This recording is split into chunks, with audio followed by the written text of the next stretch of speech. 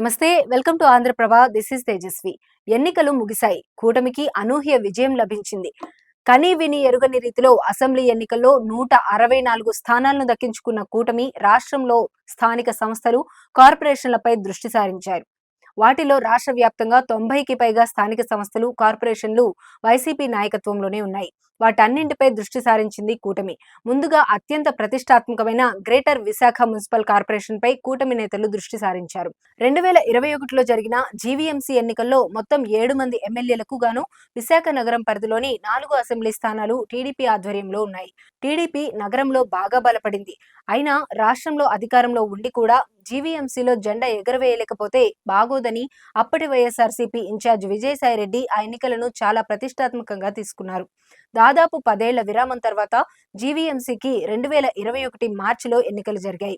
మొత్తం 98 డివిజన్లలో వైసీపీ 59 డివిజన్లు గెలుచుకోగా TDP 30, Janasena 3, CPI, CPM, BJP నుంచి ఒక్కొక్కరు, ఇండిపెండెంట్లు 4, స్వతంత్ర కార్పొరేటర్లుగా గెలిచారు.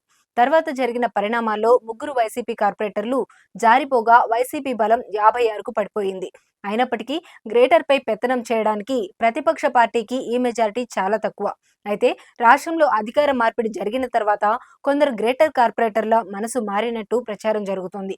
ఇప్పటికే ముఖ్య నాయకత్వానికి కొందరు టచ్లోకి వెళ్లినట్లు చర్చ నడుస్తోంది. ఈ నేపథ్యంలో గ్రేటర్ మేయర్ పీఠం చుట్టూ సాధ్యాసాధ్యాలపై కూటమి పరిశీలన ప్రారంభించింది.